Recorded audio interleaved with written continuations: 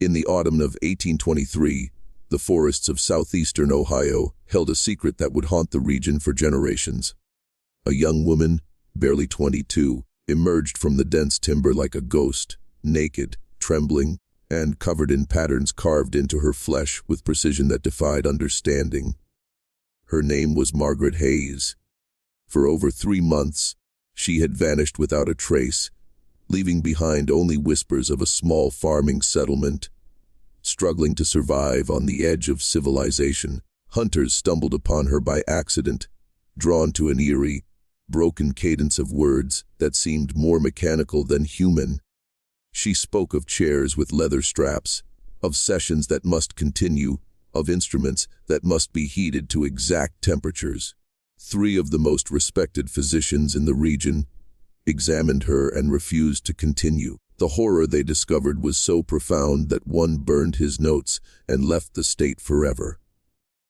What the townspeople did not know, what the local magistrates tried desperately to bury in locked archives, was that Margaret had become a subject of deliberate experimentation, an experiment conducted in secret, by someone with knowledge, skill, and no conscience. Her scars were not accidents. They traced geometric patterns across her arms, her torso, her legs, mapping her body as though it were a blueprint. Each incision was precise, deliberate, measured, and methodical, yet interlaced with cruelty. Whoever had done this understood anatomy better than most physicians of the era, and yet their purpose was not healing. It was control. When Dr. Samuel Hartwell, trained in Philadelphia and hardened by the chaos of frontier life, examined Margaret, he found a mind trapped between obedience and terror. She would respond to questions about her body, or the forest with mechanical detachment, reciting procedures, measurements, and protocols as though she were both prisoner and practitioner. There was no innocence left in her voice, no warmth, only the echo of a command implanted deep within her psyche. He realized, with growing dread, that this was not the work of madness or of the wilds. This was calculated. It was orchestrated. The very air of the Ohio frontier seemed complicit, hiding secrets beneath the canopy of oaks and hickories, hiding shadows in the twists of creeks and ravines. What Margaret endured in those 3 months had been carefully documented, carefully inflicted, and carefully concealed. And the more Hartwell probed, the more he understood. There were forces at play in this world, even in this isolated settlement, that were beyond law, beyond morality, beyond any known science. Tonight, we descend into the darkness that Margaret Hayes could never escape. We will uncover the truths hidden behind her scars, the methods that corrupted her mind, and the individuals who believed that their pursuit of knowledge justified unspeakable acts. You are about to witness history that was never meant to be seen, secrets that powerful people tried to erase, and a story that will challenge everything you believe about the human mind, morality, and the cost of forbidden ambition. Margaret Hayes' disappearance had been sudden, almost surgical in its execution. One morning she vanished from her family's cabin, leaving no struggle, no note, no hint that anything was amiss. Her father, Thomas Hayes, a widowed man hardened by frontier life, organized searches that scarred miles of dense forest, but the woods swallowed her completely. For weeks, neighbors whispered theories: wild animals, kidnapping, voluntary flight. But none could reconcile the reality of who Margaret was: intelligent, disciplined, and fiercely grounded in the routines of farm life. She was not the type to wander into danger without reason. Something had taken her, something that was patient, precise, and infinitely calculating.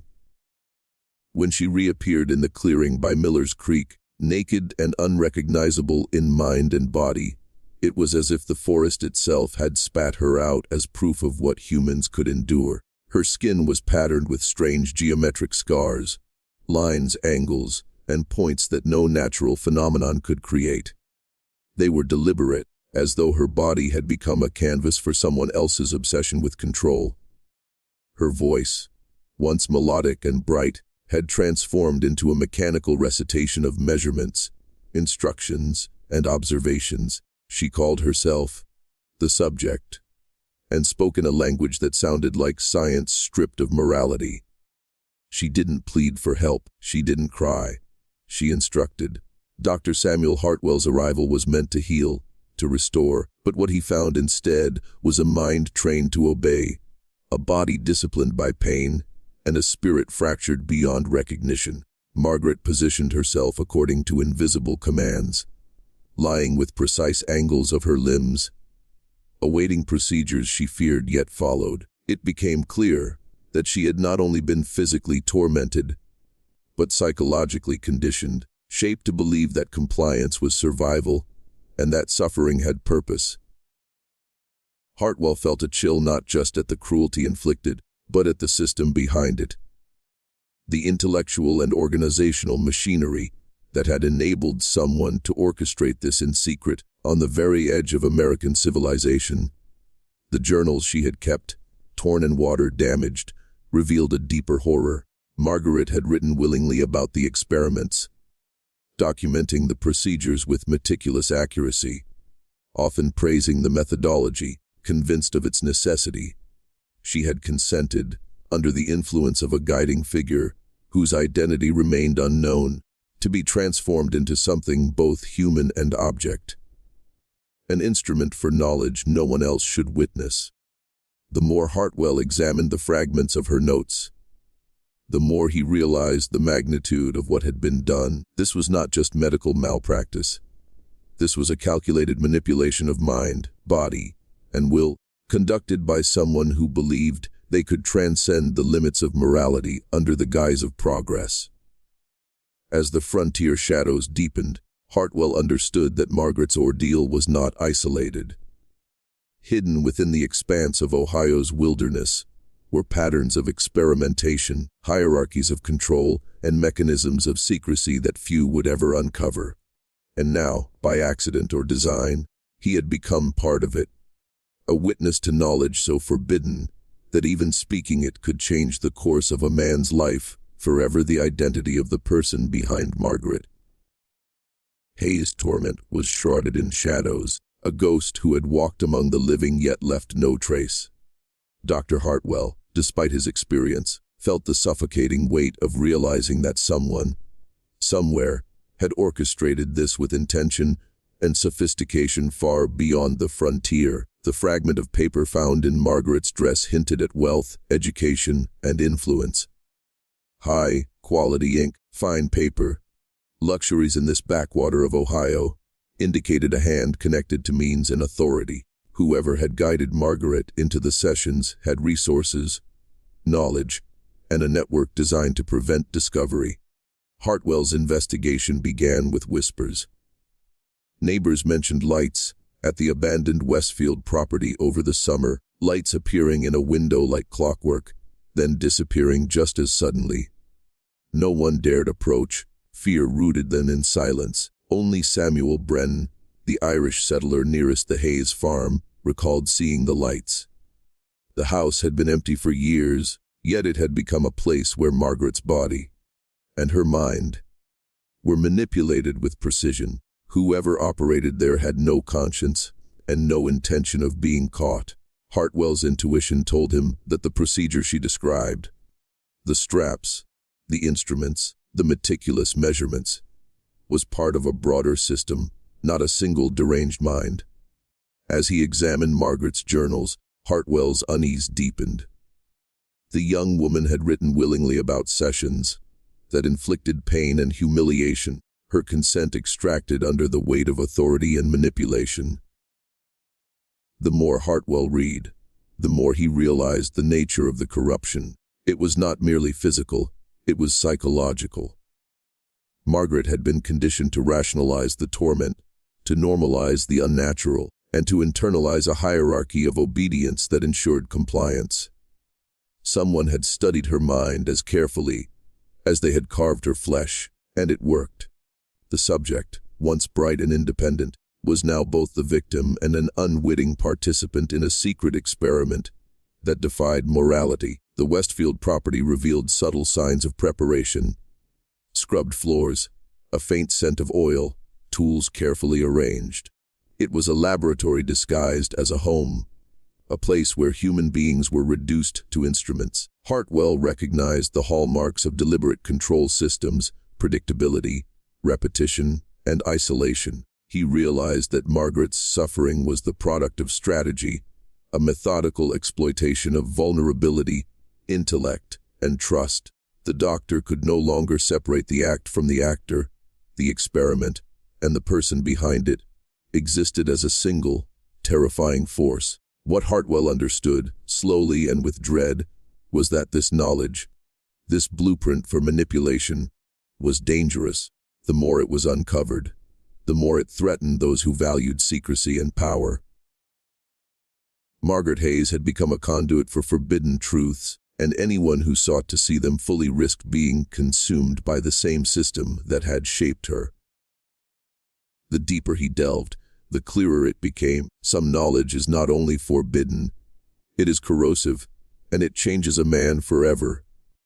The sessions themselves were horrors masked as science, each designed to extract obedience, map sensation, and erase autonomy. Margaret Hayes described them in her journals with chilling neutrality, recording the instruments, the measurements, the strict protocols, as though she were a detached observer of her own body. Leather straps restrained her limbs, copper probes pressed to precise points along her spine, heat applied with exacting calibration. Every detail mattered: depth, angle, duration, temperature. Every motion was scripted, every reaction recorded. Pain was not incidental, it was integral. Yet, it was not mindless cruelty. The purpose was control, and the method was terrifyingly effective. Dr. Hartwell, trained to heal and to protect, was forced to witness the meticulous precision of what had been done. The scars were evidence, yes, but more than that, they were a map of authority imposed on flesh. Each incision followed anatomical lines, mirrored with mathematical accuracy, as if her body had become a ledger for someone else's ambition. But what unsettled him most was her compliance. Margaret had learned to obey, to anticipate commands, to perform in ways that suggested she had been mentally trained as well as physically marked. Her mind had been conditioned, shaped to normalize the abnormal, to rationalize suffering as a step toward some higher knowledge. The instruments themselves were mundane by today's standards: copper, wood, leather. But in her time and context, they represented mastery over life itself. The creator of this system understood anatomy, psychology, and fear. Every detail was a lesson in dominance. How far a human could be pushed, how much they could internalize, how the intellect could be manipulated to accept what the body endured. Margaret's mechanical repetitions, her phrases, her posture, her anticipatory movements, were the residue of a system designed to control not only the body but the will. Hartwell felt the pull of forbidden understanding. As a physician, his duty was to heal, yet now he saw patterns, connections, and possibilities that were never meant to be known. How far could human resilience be stretched? How deeply could obedience be instilled? And more importantly, who else might be watching, experimenting, replicating these methods in silence, outside the reach of law, morality, or society? Margaret's ordeal was not an anomaly. It was a window into a hidden world where knowledge was power, and power demanded sacrifice, human, ethical, and spiritual. By the end of his examination, Hartwell realized a terrifying truth. Margaret Hayes was a warning. Not a story for idle curiosity, but a manual etched into flesh and memory, a lesson in the lengths humans could go when ambition, secrecy, and cruelty intersect. And the deeper he probed, the more he understood that the frontier was only a backdrop. The real theater of horror lay in the minds of those who believed they could rewrite morality under the guise of science. Margaret Hayes' nightmare was never the work of a lone hand. The precision, the planning, the resources required to execute such an experiment pointed to a network, a hidden structure of complicity that extended beyond the forested hills of Ohio. Someone had ensured her disappearance went unnoticed for months. Letters were planted, instructions crafted, every movement of her life and body anticipated. This was not chaos, it was orchestration. And Dr. Hartwell, for the first time, understood the terrifying scale of what he had stumbled upon. The Westfield property itself was a testament to this system. It was isolated, yes, but maintained with an attention that defied abandonment. The lights that neighbors glimpsed were not random. They were signals, markers, perhaps even warnings to keep away. Tools were arranged as if for ritual, instruments scrubbed and calibrated, the air itself suffused with a sense of forethought. This was a controlled environment, a laboratory hidden in plain sight. Whoever operated here understood that secrecy was as crucial as the experiment itself.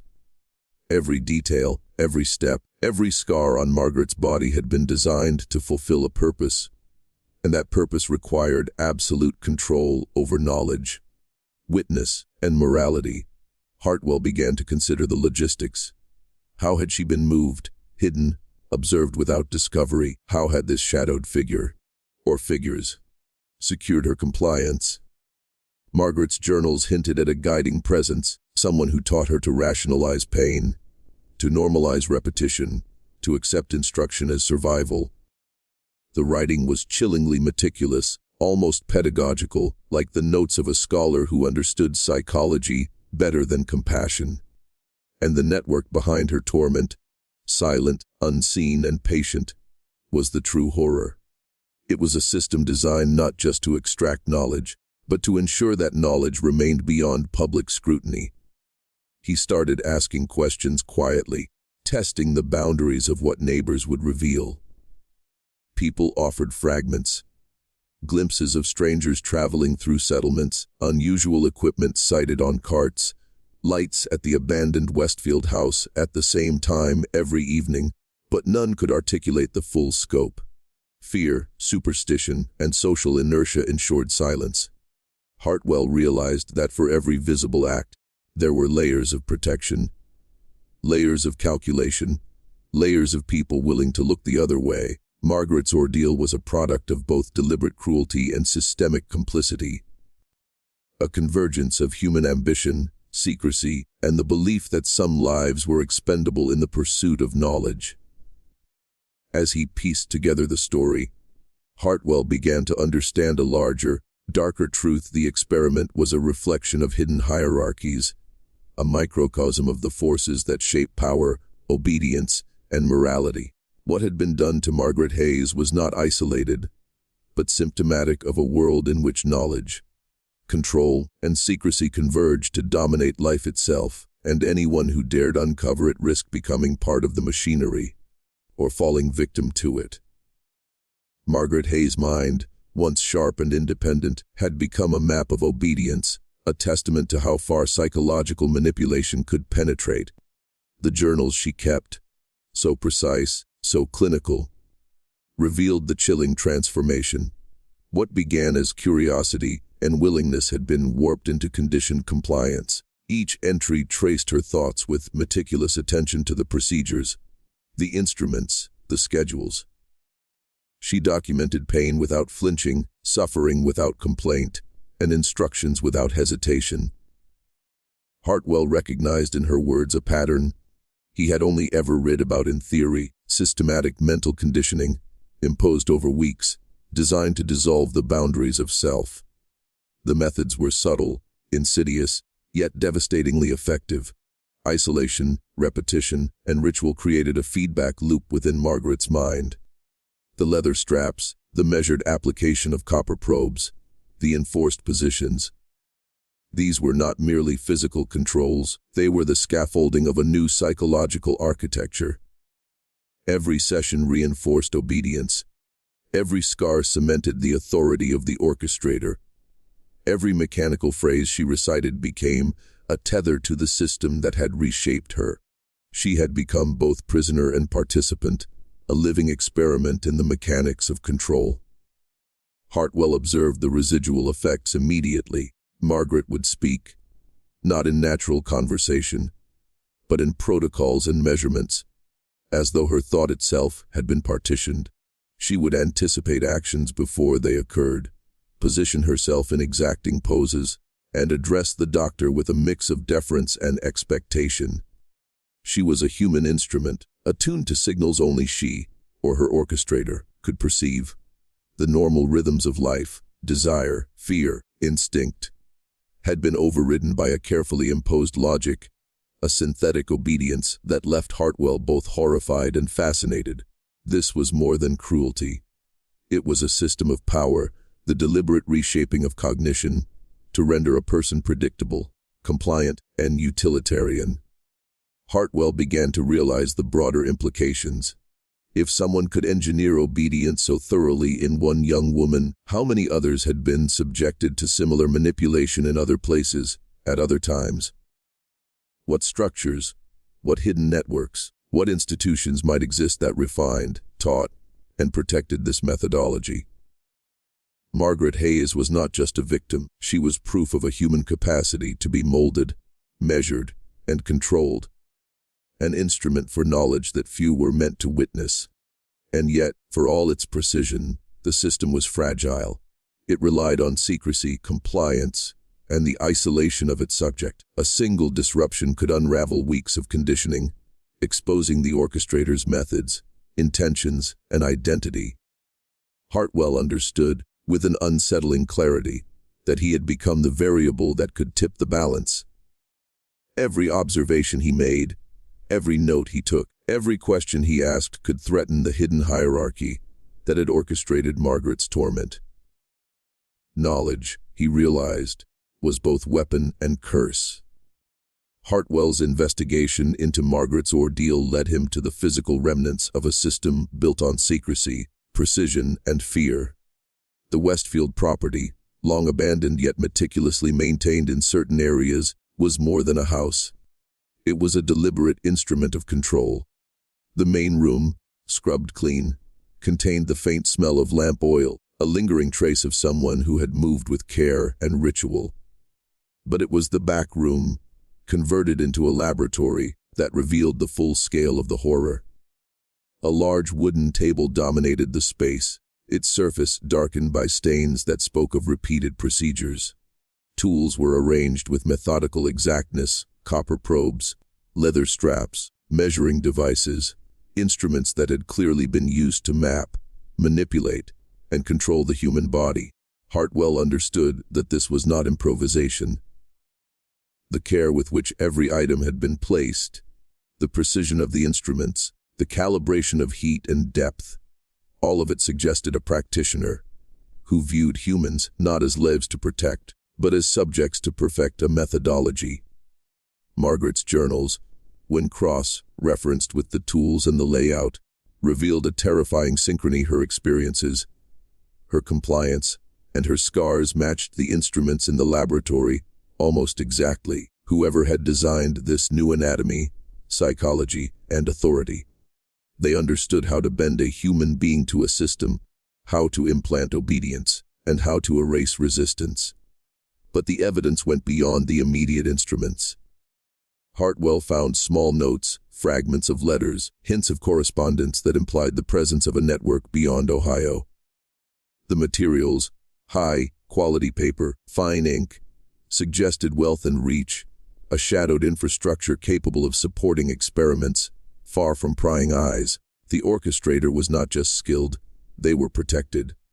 They had allies, resources, and influence, and the very environment in which Margaret had been held testified to a calculated understanding of isolation, secrecy, and observation. Every detail, the timing of the lights, the arrangement of tools, the careful concealment of evidence, was designed to maintain control while eliminating risk of exposure. As Hartwell examined these traces, he felt the weight of unseen eyes, the pull of a system that extended beyond what he could see. Margaret's experience was a window into this hidden hierarchy, a network of power that viewed knowledge as dominion and control as an art. He realized that the horror he witnessed was not limited to a single forest or a single young woman. It was a symptom of a broader mechanism that could, and likely did, operate elsewhere, hidden in plain sight, protected by those who understood that secrecy itself is power. Hartwell's hands shook as he cataloged what he found. He understood, with chilling clarity, that to truly comprehend Margaret Hayes' story was to peer into a human machine designed to dominate flesh and mind, and the deeper he looked, the more he realized some truths are dangerous not because of what they reveal, but because of what they awaken. The deeper Hartwell delved, the more he realized that understanding Margaret Hayes' torment required confronting the mind behind it. The orchestrator was not a madman in the conventional sense. This was deliberate, purposeful, and profoundly strategic. The precision of the experiments, the design of the instruments, the psychological conditioning. Every aspect suggested a person who believed knowledge justified transgression, that the pursuit of mastery over human flesh and mind was a higher calling. Hartwell began to imagine the reasoning, the philosophy that could rationalize such acts. In the orchestrator's worldview, obedience was the currency of power, pain was a tool, and the human subject was simultaneously vessel and data. Margaret's journals hinted at this logic, though she may have internalized it unknowingly. She recorded her experiences not as suffering, but as participation, detailing procedures, measurements, and reactions as if they were academic observations. Her compliance was both a survival mechanism and a reflection of the subtle influence that guided her. Hartwell recognized the terrifying reality. The orchestrator had not merely inflicted pain. They had reshaped Margaret's mind to accept, to anticipate, and to rationalize it. The human psyche itself had been cataloged, mapped, and manipulated with surgical precision. What motive could justify this level of control? Hartwell could only speculate, and each possibility was darker than the last. Scientific curiosity unchecked by morality, the desire for mastery over human potential, an obsession with secrecy and influence, perhaps even a belief that the suffering of one could illuminate knowledge for many. Whatever the rationale, the orchestrator had understood something most people never confront: the mind and body can be engineered, and the limits of human compliance are only bound by imagination and methodical application. Hartwell also recognized the danger of exposure. The orchestrator's network, implied by letters, materials, and meticulous concealment, was capable of shielding its operations from discovery. Anyone who probed too deeply risked becoming a target, a variable to be controlled, or a witness eliminated. The horror of Margaret Hayes was not only in her scars or her conditioned obedience, but in the realization that there were people, systems, and hierarchies willing to operate beyond law, morality, or oversight. As he considered the implications, Hartwell felt the weight of forbidden knowledge pressing against his own conscience. The story of Margaret Hayes was not simply a case study. It was a warning, a blueprint for control, a lesson in human malleability, and a mirror reflecting what could happen when ambition, secrecy, and power converge. And now, having seen it with his own eyes, he understood that this knowledge was dangerous not merely for Margaret, but for anyone who dared to witness it fully. As Hartwell probed further, the story of Margaret Hayes began to reveal an uncomfortable truth. Her ordeal was not confined to the forest, the Westfield property, or the hands of a single orchestrator. There were layers of complicity, subtle yet pervasive, embedded within the community and the structures of early American society. Neighbors who had glimpsed lights, passers-by who noted strange comings and goings, even local officials who filed and sealed records. All had, consciously or unconsciously, contributed to a culture of silence. Margaret's suffering was shielded not just by geography, but by social inertia, fear, and a tacit agreement that some truths were too dangerous to acknowledge. Hartwell began mapping these patterns, recognizing a hierarchy of protection surrounding the experiments. Those with authority, physicians, magistrates, landowners, understood, or at least suspected, the reality of Margaret's captivity and complied. Whether out of fear, ambition, or complicity, their silence was not passive, it was deliberate. by controlling what was documented, by sealing records, by maintaining the illusion of normalcy. The community became an unspoken participant in the manipulation of a single human life. The frontier, ostensibly wild and untamed, was in fact structured within visible boundaries of power and obedience. Margaret Hayes had crossed into a domain where human agency was subjugated to a hidden agenda, and those who should have intervened chose complicity instead. This realization weighed heavily on Hartwell. The orchestrator's reach was amplified by the willingness of others to look away, to rationalize, to preserve social cohesion over human decency. Margaret had been chosen not only for her intellect and resilience, but because the system around her would allow the experiment to continue unnoticed. The frontier provided isolation, but the network of silence provided protection, creating a perfect storm for the kind of methodical abuse she endured. Her scars, her conditioning, her obedience, all were enabled by this invisible architecture of complicity. The implications were profound. Margaret Hayes was not an isolated victim. She was a symptom of a broader mechanism in which knowledge, control, and secrecy converged to dominate life itself. The moral corruption ran deep, extending beyond the individuals who touched her body into the societal structures that permitted, and even facilitated, the perpetuation of such horrors. Hartwell understood that exposing the truth would be dangerous. Knowledge, once revealed, could destabilize hierarchies, threaten reputations, and awaken forces that preferred to remain unseen. And yet, understanding was unavoidable. Margaret's experience demanded recognition, not just of what had been done to her, but of the subtle ways society, ambition, and fear intertwined to protect the powerful and suppress the vulnerable. The deeper Hartwell looked, the clearer it became. This was a story of human control, systemic corruption, and the hidden architecture of power that few were prepared to confront. Margaret Hayes' ordeal did not merely break her body. It reshaped her mind, her perception, her very identity. Months of precise conditioning had replaced spontaneity with obedience, curiosity with compliance, and fear with anticipation.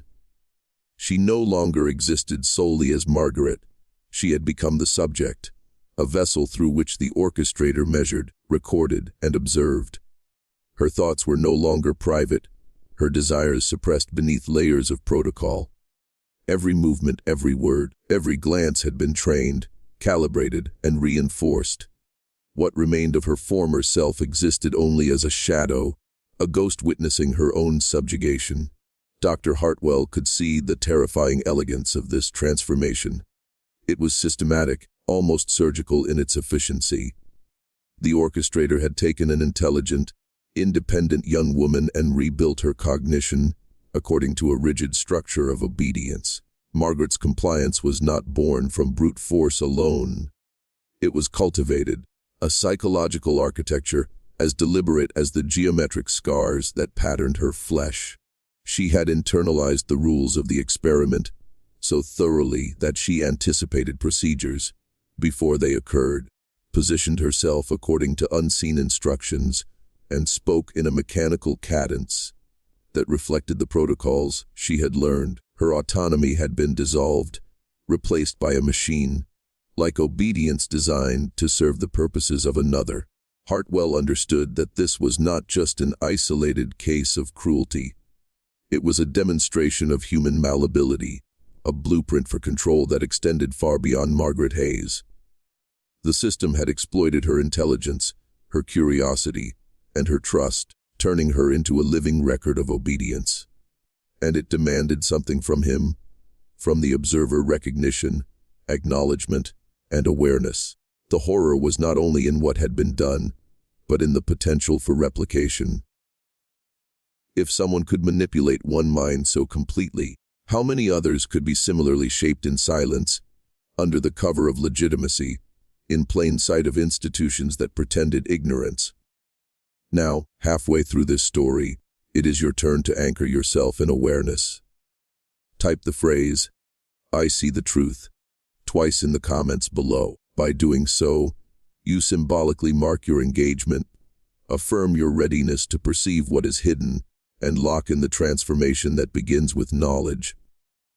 This is more than ritual. It is recognition that the structures of control and secrecy that shaped Margaret's life are active forces in the world around us. Comment now and acknowledge your willingness to step into understanding, a step most people never take. As you do this, remember, Margaret Hayes' story is not simply a tale of suffering. It is a mirror, reflecting the hidden systems of control, the orchestration of obedience, and the power that secrecy grants. By acknowledging the truth, you participate in the act of seeing, in the confrontation with knowledge that's rarely offered and even more rarely accepted.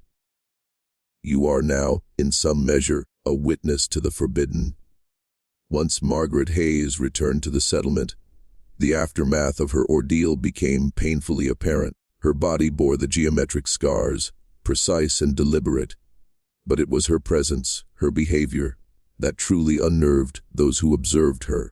The local physicians, Dr. Hartwell among them, realized that what they were witnessing went far beyond conventional medicine.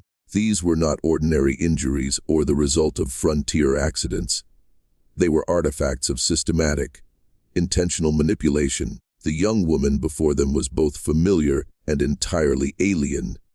Her intelligence remained, yet it was refracted through layers of obedience, conditioning, and trauma. She had been transformed into an instrument, and the knowledge of her transformation was a burden that those who encountered her could not ignore. Dr. Hartwell's colleagues, summoned to provide consultation, reacted in ways that reflected the gravity of the situation. One by one, they refused to continue treatment, not out of cowardice, but because the implications of what they saw threatened their understanding of morality, science, and human limits.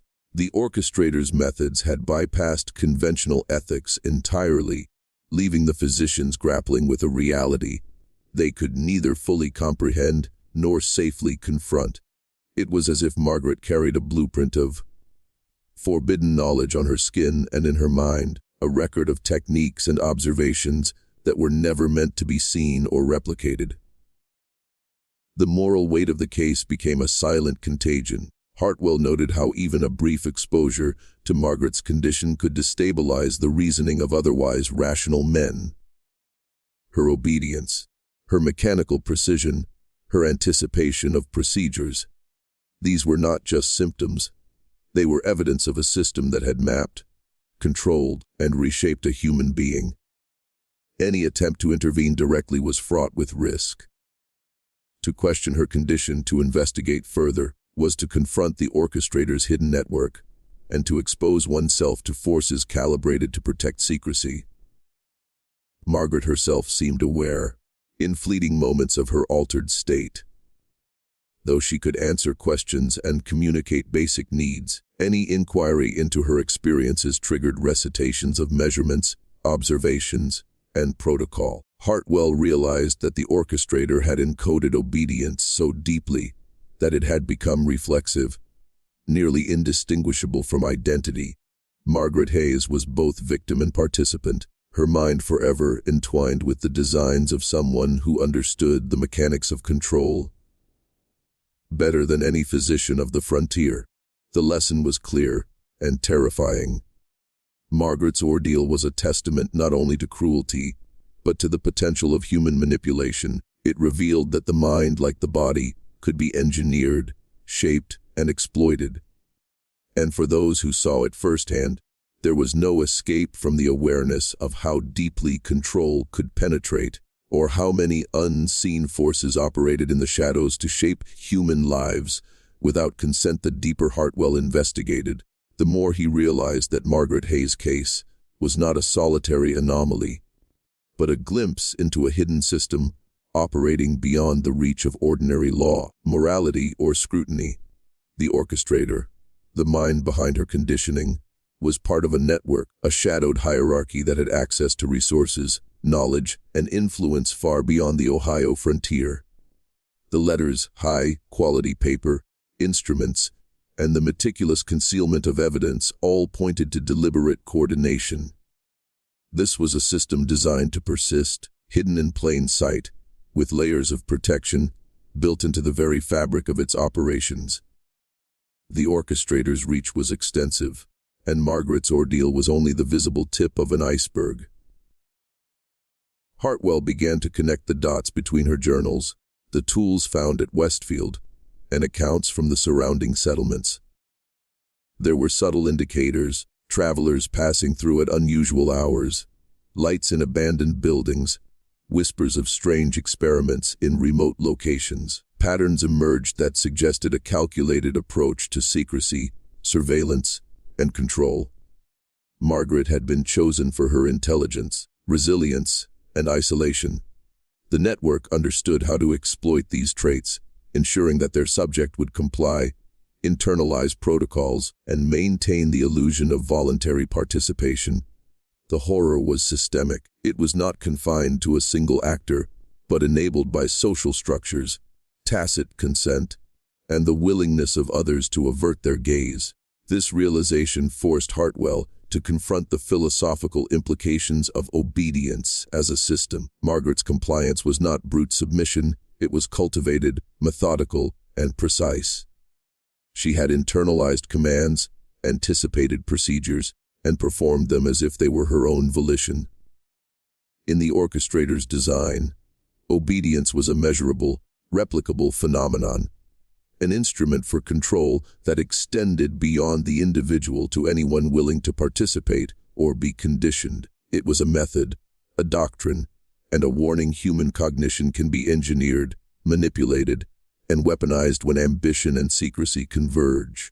The danger, Hartwell understood, was not merely to Margaret, but to anyone who uncovered the truth. The orchestrator's network was vigilant, protective, and adaptable. Curiosity, investigation, or exposure could mark one as a variable to be controlled, a witness to be silenced, or a participant in a larger experiment of compliance. Margaret's story was a blueprint for control, a mirror reflecting how easily human autonomy could be undermined when secrecy, hierarchy, and systematic conditioning were applied with precision. And in that revelation, Hartwell recognized a broader lesson. The forces that had reshaped Margaret Hayes were not confined to the past. They existed wherever ambition, secrecy, and power intersected, waiting for compliance to be measured, obedience to be cultivated, and human will to be rewritten. Awareness was the only safeguard, and even that was fragile. To fully grasp the implications of Margaret Hayes' ordeal, Hartwell had to situate it within the broader currents of early American society. The frontier of Ohio in 1823 was not simply a wilderness. It was a crucible of isolation, ingenuity, and fragile social structures. Communities were scattered, law enforcement limited, and medical expertise scarce. In this environment, secrecy could flourish. The orchestrator of Margaret's suffering exploited these conditions, blending into the fabric of society, while exercising extraordinary control over events hidden from public scrutiny. What appeared as frontier life was, in truth, a landscape where ambition, secrecy, and power converged unnoticed. Institutions, too, were complicit. The medical profession of the time, constrained by limited knowledge and steeped in hierarchy, could be both a tool and a shield. Dr. Hartwell recognized that his peers' refusal to continue treatment was more than personal revulsion. It was a reflection of institutional fear. What had been done to Margaret challenged the very foundation of accepted medical ethics. The official records, sealed and buried, exemplified the willingness of authorities to conceal the uncomfortable and the dangerous. Silence became a mechanism of control, a way to protect reputations, maintain social order, and ensure that knowledge remained restricted to those with privilege or authority. The frontier's isolation amplified this effect, creating a perfect environment for clandestine operations to continue uninterrupted. Margaret's case also highlighted the corruption of ambition when unchecked by conscience. The orchestrator's network did not act out of malice alone. They operated with a belief in higher purpose, in the pursuit of knowledge, in the justification that ends outweighed means. Science, in their hands, became a tool of domination rather than discovery. Hartwell realized that the horror lay not only in the acts themselves, but in the rationalization that allowed them to persist. Human suffering was transformed into data, obedience became evidence, and secrecy ensured impunity. These were not aberrations. They were carefully engineered mechanisms, embedded in the structures of power that shaped society. The ethical erosion extended further. Communities that looked away, neighbors who whispered but never intervened, and officials who concealed records all contributed to a culture where exploitation could thrive. Margaret Hayes' suffering was enabled by these silent actors as much as by the orchestrator. It was a demonstration of how corruption, secrecy, and hierarchical compliance intersect to create systems of control that operate beyond morality, law, and empathy. Hartwell understood that this knowledge was dangerous. To confront it fully was to expose oneself to the same invisible structures that had manipulated Margaret. To recognize the power of secrecy, obedience, and institutional complicity, and to see unmistakably how far human ambition could go when morality is suspended. By now, Hartwell understood that Margaret Hayes' case was more than a singular tragedy. It was a lens into the hidden mechanisms that govern obedience, secrecy, and human control. The psychological consequences extended far beyond her body. Her mind, conditioned to anticipate commands, to comply with unseen protocols, and to internalize pain as a form of participation, became a repository of forbidden knowledge. Each scar, each mechanical phrase, each precise posture was a testament to a system that operated with absolute authority over an individual's autonomy. And this system, Hartwell realized, was not confined to one woman or one forest.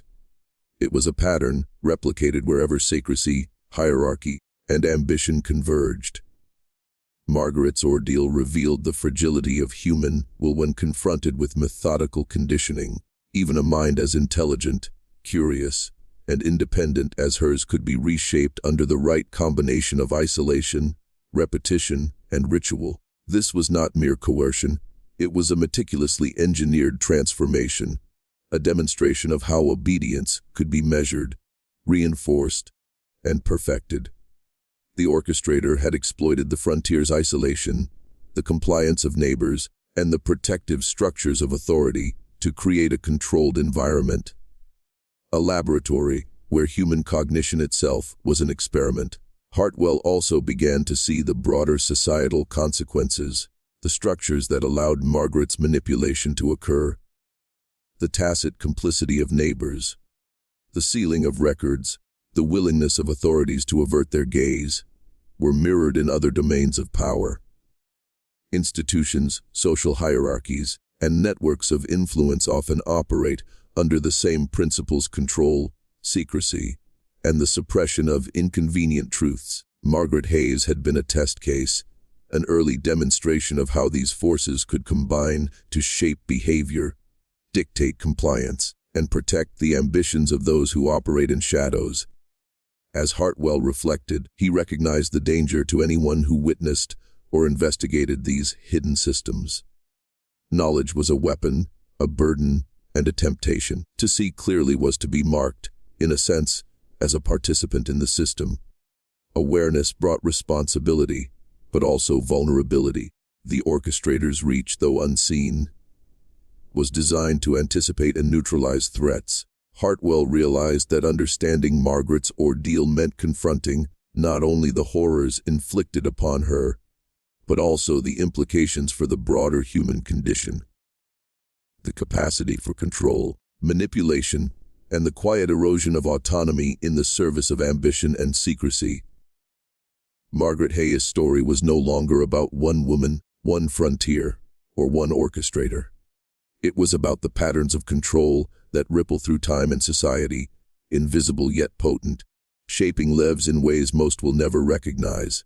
To witness it fully is to be awakened to these forces, to see the hidden architecture of power and understand In a visceral way, that obedience can be engineered, secrecy can protect evil, and knowledge itself can be dangerous. Margaret Hayes' story ends not with resolution but with a warning, a cautionary tale encoded in scars, obedience, and the silent architecture of secrecy. Hartwell understood that the horror he witnessed was not confined to the past, nor was it merely a matter of frontier cruelty.